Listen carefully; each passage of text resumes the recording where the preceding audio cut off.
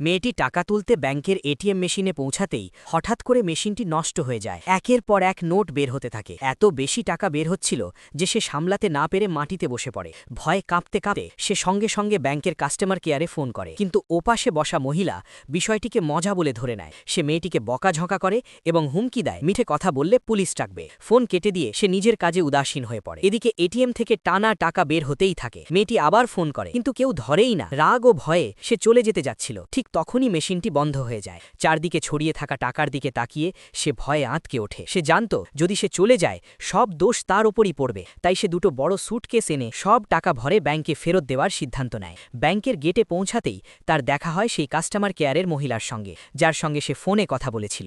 মহিলা তাড়াহুড়ো করে ছুটিতে যাওয়ার জন্য এগোচ্ছিল এবং মেয়েটির স্যুটকেসে ধাক্কা মেরে সামনে চলে যেতে চায়। মেয়েটি জানায় যে সে এটিএম থেকে বের হওয়া টাকা ফেরত দিতে এসেছে। কথা শুনেই মহিলা রেগে যায় এবং নিরাপত্তারক্ষীদের ডেকে মেয়েটির বিরুদ্ধে মিথ্যা অভিযোগ তোলে যে সে ইচ্ছা করে ঝামেলা করছে। মেয়েটি স্যুটকেস খুলে সত্য দেখাতে চাইলেও নিরাপত্তারক্ষীরা তাকে বাইরে বের করে দেয় এবং স্যুটকেস রাস্তায় ছুঁড়ে ফেলে। এই অপমান সহ্য করতে না পেরে মেয়েটি একটি দায়িত্ব মুক্তির কাগজ বের করে এবং সেই মহিলাকে তাতে সই করতে বলে। কাগজে পরিষ্কার লেখা ছিল ব্যাংকের নিখোঁজ টাকার জন্য সে দায়ী থাকবে না। অহংকারী মহিলা না পড়েই তাতে সই করে দেয় এবং ট্যাক্সি নিয়ে নিজের কাজে চলে যায়। কিন্তু মাত্র 10 মিনিট পরই ব্যাংক ম্যানেজারের ফোন আসে, এটিএম থেকে $50 লাখ উধাও। তখনই সে বুঝতে পারে মেয়েটি সত্য কথাই বলেছিল, কিন্তু ততক্ষণে অনেক দেরি হয়ে গেছে। এবার তাকে নিজের অবহেলা আর অহংকারের ভয়ঙ্কর মূল্য দিতেই হবে। পরের অংশের জন্য সাবস্ক্রাইব করুন।